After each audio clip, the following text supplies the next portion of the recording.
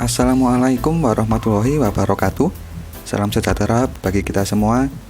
Kembali lagi di channel Vanderman Audio. Jadi saya tertarik dengan subwoofer BRX L221S yang dipakai oleh Cumi Cumi Audio. Pertama, karena mixing dangdut Cak Dodot itu menarik, sehingga saya tertarik juga dengan desain apa yang digunakan untuk mengeluarkan hasil mixingnya. Dan yang kedua, ketika saya mendengarkannya secara langsung, saya tidak hanya tertarik oleh bass rendahnya saja, tapi juga sensasi mid bass atau dud kendangnya yang terasa hidup walaupun tanpa gajahan ya teman-teman. Hal ini membuat saya penasaran gimana sebuah subwoofer 2x21 in dirancang untuk menghasilkan karakter tersebut. Oke, mari kita bahas.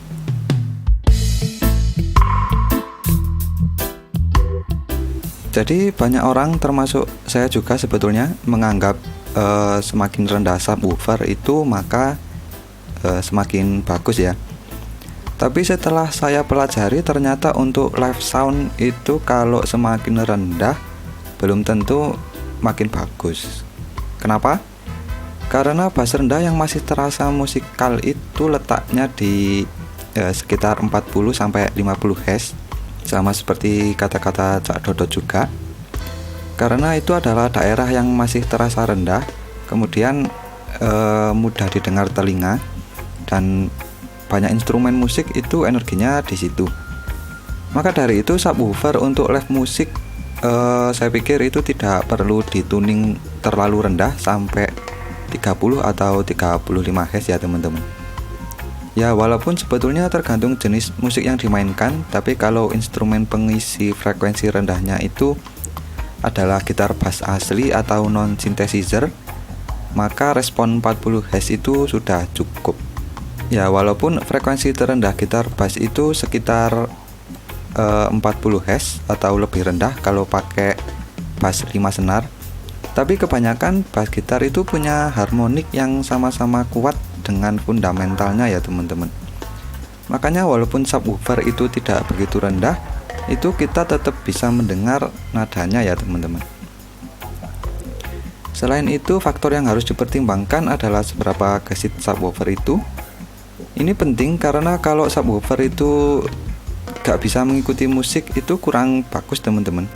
Karena perpindahan nada itu jadi kurang jelas, sama pukulan instrumen itu jadi kurang menghentak begitu ya istilahnya. Nah, seperti itu. Jadi subwoofer BRX L221S ini adalah subwoofer yang dipakai Cumi Cumi Audio. Box ini jenisnya bass reflex atau direct, yang mana bagian dalamnya tidak pernah dipublikasikan. Dan bentuk internal yang beredar itu ternyata hanya prototipe yang masih dikembangkan, dan juga setengah dari bentuk desain finalnya itu ternyata sangat berbeda dari prototipenya ya teman-teman. Karena hasil investigasi ini bukanlah dokumentasi resmi dari pembuatnya, maka kita panggil saja box ini dengan Cantika Sub 221 agar memudahkan bahasan kita ya teman-teman. Oke, jadi dari awal proses pembuatan box ini kita bisa lihat bahwa box ini terus mengalami perubahan. Dari yang awalnya mirip G-Sub dan Cak Dodot nampaknya tidak setuju karena angin dari portnya yang terlalu besar, yang kemudian direvisi lagi ya teman-teman. Dan saya juga setuju dengan hal itu, karena box yang anginnya terlalu besar atau port velocity-nya terlalu besar itu sebenarnya tidak bagus teman-teman. Walaupun kelihatannya keren, tapi dalam desain subwoofer justru port velocity yang tinggi itu malah dihindari teman-teman. Karena dari sudut pandang akustik, angin yang terlalu besar itu menyebabkan port compression atau berkurangnya efisiensi port yang menyebabkan outputnya tidak maksimal. Maka dari itu masuk akal jika Cak Dodot tidak setuju dengan angin yang terlalu besar ya teman-teman. Jadi yang perlu dilakukan selanjutnya adalah mengatur ulang ukuran port atau mengatur ulang tuning subwoofernya ya teman-teman. Dan setelah lihat desain final Cantika Sub itu, teng, ya Allah, pusing. Ternyata desain akhir Cantika Sub ini malah mengurangi volume box yang sangat signifikan teman-teman. Dan jujur saja ini bikin pusing karena volume resonansi Cantika Sub ini jadi sangat kecil, yaitu sekitar 90 liter. Nah, dan kebanyakan kalau volume boxnya kecil itu dia jadi sulit dituning rendah. Misal bisa pun itu hasilnya jelek teman-teman. Bahkan sampai saya coba hitung pakai alignment bass reflect yang pernah saya singgung di video ini pun tetap tidak ada yang mendekati angka 90 liter. Jadi akhirnya banyak perkiraan konsep bagian internal dari investigasi Cantika Sub ini saya buang saja teman-teman. Wes mbok gak masuk kabeh, wis ora sida libur. Akhirnya saya harus mencoba dengan lebih keras bagaimana dengan volume tersebut mampu didapatkan hasil yang masuk akal. Dan ini dua hasil percobaan saya yang gagal. Sebetulnya ada banyak ya teman-teman. Ini maksudnya cuma ini yang saya sisakan karena yang lain sudah saya hapus ya teman-teman. Nah, kira-kira seperti ini.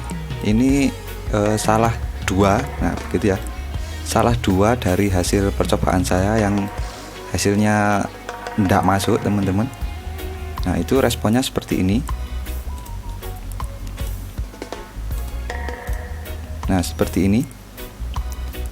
Nah, kalau lihat respon yang seperti ini jelas gak masuk akal teman-teman. Karena ini ya, di sini dia tidak respon di 100 Hz ke atas ya. Nah, jadi untuk frekuensi 100 Hz ke atas itu dia sudah tidak respon. Ini bukan respon apa ya teman-teman. Ini bukan respon murni dari boxnya ya teman-teman. Ini kayak saya lihatnya ini resonansi teman-teman, bukan respon murni. Nah, karena saya dengar sendiri suara dut tinggi itu bentar. Dut tinggi itu gimana ya contohnya? Ya kira-kira seperti inilah ya teman-teman.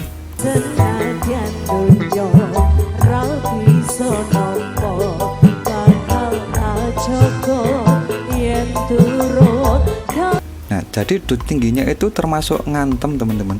Mantap sekali, kencang sekali. Sehingga saya lebih yakin kalau dut tingginya itu dibantu subwoofer juga. Jadi misal katakanlah line array cumi-cumi itu bisa turun sampai 80 Hz minus 3 dB. Dalam prakteknya pasti tidak akan di cross di frekuensi tersebut, pasti di atasnya, karena filter crossover itu bukan jenis break wall teman-teman. Jadi tidak langsung turun di cross pointnya, ada roll off nya. Jadi agar daerah transisinya tetap rapi dan outputnya tetap konsisten di cross pointnya, maka dari itu frekuensi di atas 100 Hz ini harus direspon oleh subwoofer ya teman-teman. Dan kemudian setelah saya melakukan banyak percobaan, banyak melakukan perubahan sekat ini itu, seperti ya kayak ginilah intinya, kita rubah banyak sekat, kita rubah banyak bentuk bagian dalam. Akhirnya dengan segenap jiwa raga, akhirnya saya menemukan bagian internal yang paling masuk akal itu seperti ini. Nah, seperti ini. Di sini volumenya ini ya teman-teman, volume dari speakernya ini kecil teman-teman. Tapi ini tuningnya 30 Hz, sangat rendah. Saya sendiri sampai heran, kok bisa ya apa caranya gitu.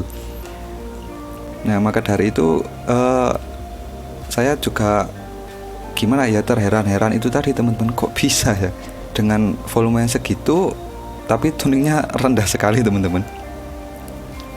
Dan juga kita bisa lihat di sini ada bentuk portnya, ini tidak konvensional teman-teman, ini tidak umum. Asli saya baru pertama kali ini lihat bentuk port yang seperti ini.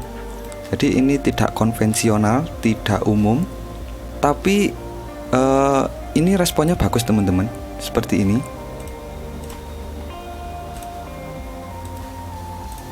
Nah, seperti ini saya benar-benar gak expect teman-teman, karena dengan volume segitu atau berapa tadi ya, sekitar 90 liter. Nah itu kita dapat minus 3 dB nya itu di sini teman-teman, di 40 Hz ini. Kemudian minus 6 dB atau F6 itu di sini teman-teman. Nah di 35. Nah saya ambil 0 dB nya di sini ya. Nah dengan roll off yang landai ya teman-teman. Kemudian selain itu frekuensi atas ini bisa didorong sampai sekitar sini ya, 150 Hz. Wah ini benar-benar mantap sekali teman-teman. Dan juga untuk impedansinya ini juga bagus teman-teman, seperti ini. Nah seperti ini. Jadi kita bisa lihat ya, Cantika Sub ini tuningnya di sekitar 30 Hz. Nah di bagian lembah sini ya, sekitar 30 Hz. Dan menurut saya kalau melihat grafiknya seperti ini itu suaranya sangat terkontrol. Jadi sangat mungkin jika suara yang dihasilkan oleh subwoofer ini itu akurat ya teman-teman.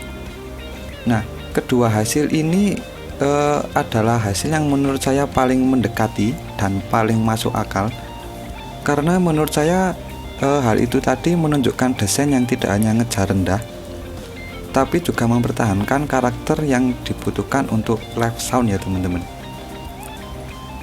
Pada akhirnya saya kagum dengan bagaimana Kojum bisa mencapai hasil yang seperti itu, karena saya yakin beliau juga diberi batasan tentang dimensi luar box, sehingga membuat proses riset semakin menantang ya teman-teman.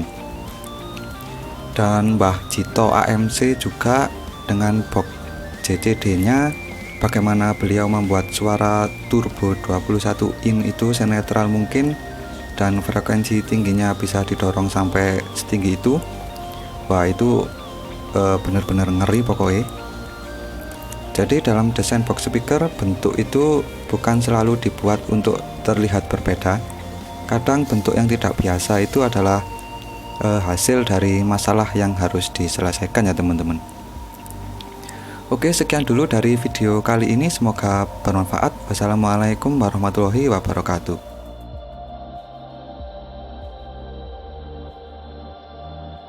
Loh mas, ono sing goreng iki lho. Oh iya, saya lali.